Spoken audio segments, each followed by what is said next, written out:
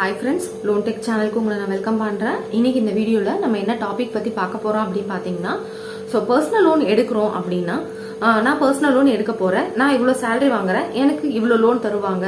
எனக்கு என்ன மாதிரி loan எப்படி eligibility பேங்க்ல personal loan எடுக்கிறதுக்கு என்ன மாதிரி eligibility பார்க்கறாங்க. அதாவது பேங்கிங்ல பாத்தீங்கன்னா ஒரு கஸ்டமருக்கு இவ்வளவு salary வாங்குறாருன்னா எவ்வளவு loan கொடுப்பாங்க. சோ என்ன மாதிரி கால்குலேஷன்ல loan கொடுக்கறாங்க அப்படின்றது நிறைய பேருக்கு கன்ஃபியூஷன் இருக்கலாம். சோ அத பத்தி தான் நான் இந்த வீடியோல உங்களுக்கு சொல்ல போறேன். அதாவது என்ன மாதிரி எலிஜிபிலிட்டி, என்னென்ன கிரைட்டீரியாஸ் பேங்க்ல பாக்குறாங்க, என்னென்ன மாதிரி ப்ரொசீஜர்ஸ் பேங்க்ல இருக்கு அப்படின்றத நான் இந்த வீடியோல சொல்ல போறேன். சோ வீடியோக்குள்ள போறதுக்கு முன்னாடி என்னோட சேனலை சப்ஸ்கிரைப் பண்ணாதவங்க சப்ஸ்கிரைப் பண்ணிக்கோங்க. சோ சைடுல பெல் பட்டன் இருக்கும், அதையும் ஆக்டிவேட் பண்ணிக்கோங்க. அப்பதான் நான் போற வீடியோ உங்களுக்கு உடனே வரும். சோ வாங்க இப்ப நம்ம வீடியோக்குள்ள போலாம். சோ HDFC பேங்க்ல நீங்க பர்சனல் லோன் அப்ளை பண்றீங்க, இல்ல any bank, ICICI bank, Axis bank, Bajaj finance, Kotak, Yes bank, இந்த மாதிரி எனி ஒரு பேங்க், IFC பேங்க், இந்த மாதிரி எனி ஒரு பேங்க்ல நீங்க பர்சனல் லோன் அப்ளை பண்றீங்க.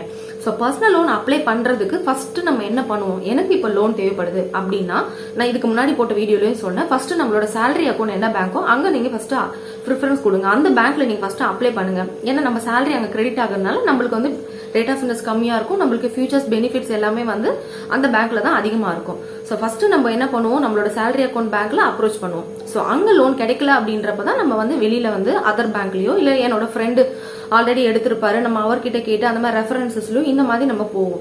ஓகேங்களா? சோ ஒன்ஸ் ஒரு பர்சனல் லோன் எடுக்கிறோம் அப்படின்னா நம்ம இந்த மாதிரி இல்லையா ஆன்லைன்ல சர்ச் பண்ணுவோம். அதாவது personal loan, need personal loan, அது பர்சனல் லோன் ஆப், சோ அதாவது ICICI bank personal loan, how to apply personal loans, இந்த மாதிரி ஆன்லைன்ல போயிட்டு பர்சனல் லோன் எப்படி அப்ளை பண்றதுன்னு பார்ப்போம்.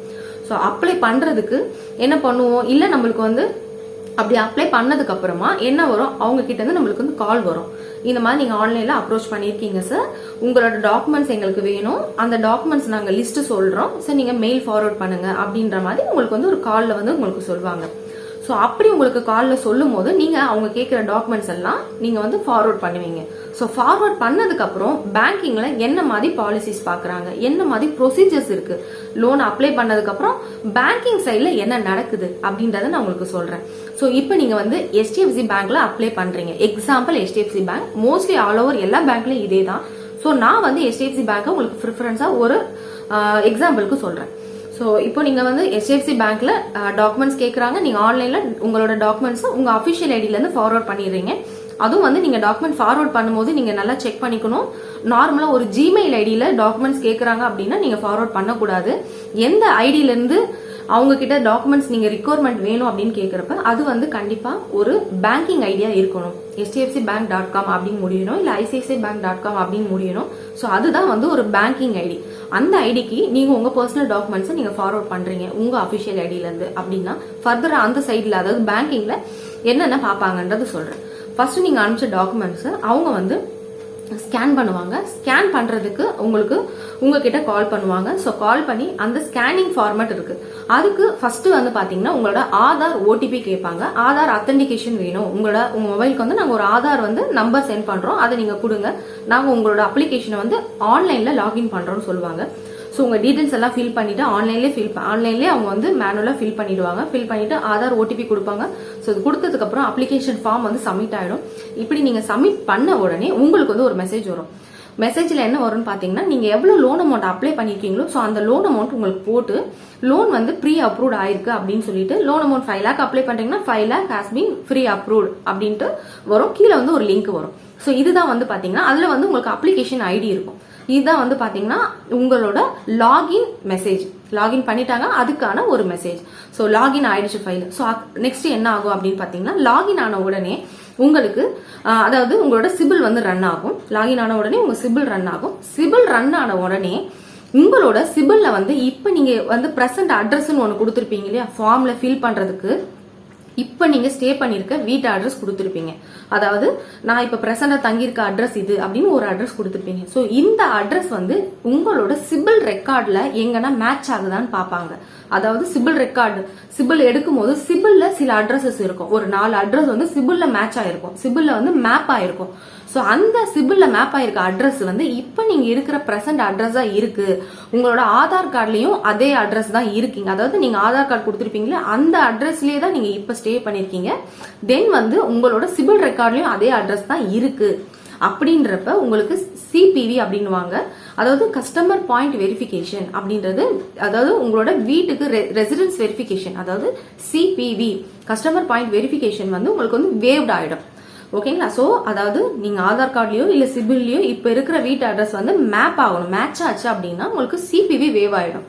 அதாவது ரெசிடென்ஸ் வெரிஃபிகேஷன் வேவர் ஆயிடும். ஸோ ரெசிடென்ஸ் வெரிஃபிகேஷன் வேவ் ஆயிட்ட உடனே உங்களுக்கு உங்களோட ஃபைல் வந்து டைரக்டா கிரெடிட்க்கு மூவ் ஆயிடும். கிரெடிட் அப்படின்னா என்னன்னு பாத்தீங்கன்னா அவங்க தான் உங்களோட எலிஜிபிலிட்டியை வந்து ஜட்ஜ்மெண்ட் பண்ற ஒரு டீம். அவங்க தான் வந்து பேங்கிங்ல வந்து உங்களோட எலிஜிபிலிட்டி என்ன அப்படின்றத பார்த்து இவருக்கு வந்து இவ்வளவு லோன் கொடுக்கலாம் அப்படின்னு உங்களுக்கு வந்து லோன் சாங்ஷன் பண்ற ஒரு டீம். அவங்க தான் கிரெடிட் அப்படின்னு சொல்லுவாங்க. ஸோ கிரெடிட் டீமுக்கு உங்க ஃபைல் வந்து மூவ் ஆயிடும். அதாவது சிபிவி கம்ப்ளீட் ஆன உடனே உங்களோட ஃபைல் வந்து கிரெடிட் டீமுக்கு மூவ் ஆயிடும். ஸோ கிரெடிட் டீமோட வேலை என்ன அப்படின்னு பாத்தீங்கன்னா உங்களோட டாக்குமெண்ட்ஸ் எல்லாம் வந்திருக்கு பாத்தீங்களா ஸ்கேன் பண்ணி உள்ள. ஸோ அந்த டாக்குமெண்ட்ஸ் எல்லாத்தையும் வெரிஃபை பண்ணுவாங்க. உங்க பே ஸ்லிப், உங்க கம்பெனி நேம், உங்களோட கிராஸ் சேலரி என்ன, கிராஸ்ல வந்து பிக்சட் சேலரி என்னென்ன இருக்கு, எது வேரியபிள் பே, இது எல்லாமே பார்த்துட்டு பிக்சடா ஒரு சேலரி எடுத்துப்பாங்க. தென் வந்து உங்க சிபில்ல என்னென்ன லோன் காமிக்குது, அதுல என்னென்ன நீங்க ஆல்ரெடி எக்ஸிஸ்டிங் இஎம்ஐ பே பண்ணிட்டு இருக்கீங்க, இப்போ உங்களுக்கு வந்து அந்த இஎம்ஐஸ் எல்லாம் போக உங்களுக்கு எவ்வளவு எலிஜிபிலிட்டி, ஸோ இதை வந்து கிரெடிட் டீம் தான் ஃபிக்ஸ் பண்ணுவாங்க. ஸோ இப்படி இது எப்படி எலிஜிபிலிட்டி ஃபிக்ஸ் பண்றாங்க அப்படின்னு பாத்தீங்கன்னா, இப்போ எக்ஸாம்பிள் உங்க கம்பெனி வந்து ஒரு, அதாவது பேங்கிங்ல நீங்க வந்து லோன் எடுக்கும் போது நிறைய பேர் உங்ககிட்ட சொல்லிருப்பாங்க, சார் உங்க கம்பெனி வந்து கேட்டகரி 7 இருக்கு சார், உங்க கம்பெனி வந்து எங்களுக்கு வந்து பேங்கிங் லிஸ்ட்லயே வரல சார், இந்த மாதிரி சொல்றதை நீங்க கேள்விப்பட்டிருப்பீங்க. ஸோ அப்படி உங்களோட கம்பெனி வந்து ஒரு எக்ஸாம்பிளுக்கு ஒரு கேட் ஏல இருக்கு, அதாவது கேட்டகரி ஏல இருக்கு, உங்க கம்பெனி வந்து டாப் லெவல்ல இருக்கு அப்படின்றப்ப உங்களோட சேலரி என்னவோ, அதாவது நெட் சேலரி தான் எடுப்பாங்க, கிராஸ் எடுக்க மாட்டாங்க பேங்கிங்ல. பேங்க்ல என்ன கிரெடிட் ஆகுதோ, அதாவது ஆஃப்டர் டிடெக்ஷன் உங்களோட சேலரியில எல்லா டிடெக்ஷனுமே போக நெட்டுன்னு ஒன்று கிரெடிட் ஆகும் பாத்தீங்களா. ஸோ அந்த நெட் சேலரியில உங்களுக்கு வந்து பாத்தீங்கன்னா இப்ப கேட்டகரி ஏல இருக்குன்னா அதுக்கு ஒரு பெர்சன்டேஜ் எடுப்பாங்க. அதாவது உங்களோட சேலரி வந்து பாத்தீங்கன்னா ஒரு 50,000 கிரெடிட் ஆகுது, உங்க கம்பெனி வந்து கேட்டகரி ஏல இருக்கு அப்படின்றப்ப உங்க சேலரியில வந்து பாத்தீங்கன்னா 70% வரைக்கும் அவங்க வந்து லோன் ஃபண்ட் பண்ணுவாங்க. அப்படின்னா 70% அப்படின்னா என்ன அப்படின்னு பாத்தீங்கன்னா, ஒரு 50,000 ரூபாய் லோன் வாங்குறீங்கன்னா உங்களுக்கு 35,000 வரைக்கும் இஎம்ஐ கொடுக்கறதுக்கு தான். அந்த 35,000 வந்து 70% எடுத்தா என்ன அமௌண்ட் 35,000 வருது இல்லைங்களா. ஸோ அந்த 35,000 வரைக்கும் அவங்க லோன் ஃபண்ட் பண்ணுவாங்க. இந்த 35,000க்கு லோன் ஃபண்ட் பண்றதுக்கு அந்த 35,000 எடுத்துப்பாங்க. இந்த 35,000ல எக்ஸிஸ்டிங் இஎம்ஐ உங்களுக்கு என்னென்ன போயிட்டு இருக்கு. இப்போ எக்ஸாம்பிள் ஒரு ஹோம் லோன் போகுது, அதோட இஎம்ஐ வந்து ஒரு 10,000, பிளஸ் வந்து ஒரு கார் லோன் போகுது, அதோட இஎம்ஐ ஒரு 10,000 அப்படின்னா இந்த 35,000ல இந்த 20,000 மைனஸ் ஆகி பேலன்ஸ் இருக்க 15,000க்கு தான் இஎம்ஐ கொடுப்பாங்க. ஸோ நீங்க வந்து எனக்கு நான் 50 வாங்குறேன், இந்த 20,000 தான் இஎம்ஐ போகுது, ஸோ பேலன்ஸ் எனக்கு 30,000க்கு தரலாமே, அப்படி தரமாட்டாங்க. உங்களோட சேலரியில 70% இல்ல 65 இல்ல 60 இந்த மாதிரி கம்பெனி கேட்டகரிஸ் பொறுத்து உங்களுக்கு வந்து இந்த பெர்சன்டேஜ் வேரி ஆகும். இப்போ இதே ஒரு கஸ்டமர் கேட்டகரி சி கம்பெனியோ இல்ல கம்பெனி லிஸ்ட்ல இல்லாத ஒரு கம்பெனில வேற ஒர்க் பண்றாரு அப்படின்னா அவருக்கு வந்து அவரோட சேலரியில 50% தான் லோன் ஃபண்ட் பண்ணுவாங்க. அதாவது இப்போ 50,000 வாங்குறாரு அப்படின்றப்ப 50% அவருக்கு 25,000 ரூபாய்க்குள்ளதான் லோன் ஃபண்ட் பண்ணுவாங்க. சோ அப்ப அந்த 25,000 ரூபாயில ஆல்ரெடி என்னென்ன இஎம்ஐ போகுது, எக்ஸாம்பிள் ஒரு 10,000 இஎம்ஐ போகுதுன்னா அந்த 10,000 ரூபாய் மைனஸ் பண்ணிடுவாங்க, பேலன்ஸ் இருக்கிற 15,000 ரூபாய்க்கு தான் அவருக்கு இஎம்ஐ கொடுப்பாங்க. சோ இதுதான் வந்து பாத்தீங்கன்னா கிரெடிட்டோட டிசிஷன். சோ கிரெடிட் டீம் வந்து உங்களுக்கு இவ்வளவுதான் பண்ண முடியும், இவ்வளவுதான் பண்ண முடியும், சோ இதுதான் அப்ரூவ்ட் அப்படின்னு சொல்லி உங்களுக்கு வந்து அவங்க தான் வந்து லோனை வந்து உங்களுக்கு அப்ரூவ் கொடுக்கறது. ஸோ அவங்க வந்து பார்த்துட்டு இந்த கஸ்டமருக்கு இவ்வளோ வந்து நம்ம சாங்ஷன் பண்ணலாம், கிரெடிட் வந்து அப்ரூவ் கொடுத்துருவாங்க. அதாவது கிரெடிட் வந்து அப்ரூவ்டுக்கு மூவ் பண்ணிடுவாங்க. ஸோ அப்ரூவ்டுக்கு மூவ் பண்ண உடனே அவங்க அப்ரூவ் மூவ் பண்ணிட்டு அடிச்சிடுவாங்க அப்ரூவ்டுக்கு. ஸோ நெக்ஸ்ட் என்ன ஆகும்னா அப்ரூவ்டுக்கு உங்களுக்கு வந்து சிஸ்டம் ஆட்டோமேட்டிக்கா உங்களுக்கு மெசேஜஸ் ரிலீஸ் பண்ணும். தென் வந்து உங்களோட ஃபைல் வந்து கிரெடிட் டிஸ்போசலுக்கு மூவ் ஆயிடும், கிரெடிட்ல இருந்து டிஸ்போசலுக்கு மூவ் ஆயிடும். தென் உங்ககிட்ட பேசியிருப்பாங்க பாத்தீங்களா சம் எக்ஸிக்யூட்டிவ், அவங்க வந்து உங்களுக்கு கால் பண்ணியோ இல்ல உங்களுக்கு மெசேஜ்ல ரிசீவ் ஆயிடும், உங்க லோன் ஹாஸ் பீன் சாங்ஷன் அப்படின்னு ரிசீவ் ஆயிடும். சோ இப்போ இந்த மாதிரி பாலிசிஸ் தான் பேங்கிங்ல லோன் அப்ளை பண்றப்ப நடக்குது. சோ நான் லோன் அப்ளை பண்றேன், எனக்கு வந்து இவ்வளவு கொடுக்கலாமே, நான் இவ்வளவு இருக்கேன் அவ்வளவு இருக்கேன், அதெல்லாம் எதுவுமே நடக்காது பேங்கிங் பொறுத்த வரைக்கும். ஸோ கிரெடிட்னு ஒரு டீம் இருக்காங்க, அவங்க மட்டும்தான் ஒரு கஸ்டமரோட எலிஜிபிலிட்டி பாலிசிஸ் எல்லாமே பார்த்து கஸ்டமருக்கு லோன் ஃபிக்ஸ் பண்றவங்க அவங்க தான். சிஸ்டமோ இல்ல வந்து பாத்தீங்கன்னா ஃப்ரீ அப்ரூவ்டு இருக்கு, சரி நான் இவ்வளோ சேலரி வாங்குறேன், எனக்கு ஏன் லோன் கொடுக்க முடியாது, எனக்கு அவ்வளோ வருது இவ்வளோ வருது, நீங்க என்ன பேசினாலும் என்ன பண்ணாலும் எதுவுமே நடக்காது. கிரெடிட் டீம் ஃபிக்ஸ் பண்றது மட்டும்தான் லோன். இது வந்து பாத்தீங்கன்னா நார்மலா நீங்க பர்சனல் லோன் அதாவது ஆன்லைன்ல போய் அப்ளை பண்ணாலும் உங்களுக்கு கால் வந்து அப்ளை பண்ணாலும் நடக்கிறது இதுதான். இதே வந்து உங்களுக்கு ஃப்ரீ அப்ரூவ் லோன் சொல்லிட்டு வர்றது வந்து டோட்டலா வேற.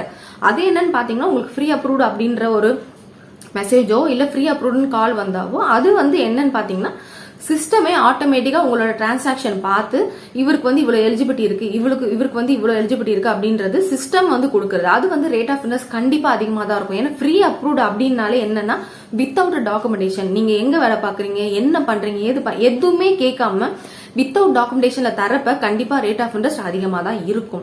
நீங்க ஃப்ரீ அப்ரூவ்ட் லோன் அப்படின்னு வந்தாலே கண்டிப்பா ரேட் ஆஃப் இன்ட்ரெஸ்ட் அதிகமா தான் உங்களுக்கு சொல்லுவாங்க. சோ இந்த மாதிரி மேனுவலா மூவ் பண்ணா மட்டும்தான் உங்களுக்கு வந்து உங்களோட எலிஜிபிலிட்டியும் என்னன்றதை செக் பண்ணி உங்களுக்கு அதிகமா லோன் அமௌண்ட்டும் கிடைக்கும். தென் வந்து நீங்க கேட்கிற rate of interest starting rate 10.5ல இருந்து உங்களுக்கு வந்து எடுத்துக்கிறதுக்கு உங்களுக்கு ஈஸியா இருக்கும்.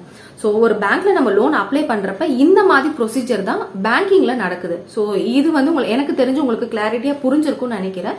ஸோ இதுல எதனா டவுட் இருந்தா நீங்க கமெண்ட் பாக்ஸ்ல கமெண்ட் பண்ணுங்க. ஸோ என்னோட சேனலை சப்ஸ்கிரைப் பண்ணாதவங்க சப்ஸ்கிரைப் பண்ணிக்கோங்க. ஸோ பெல் பட்டன் இருக்கும், அதையும் ஆக்டிவேட் பண்ணிக்கோங்க. Thanks, support my channel.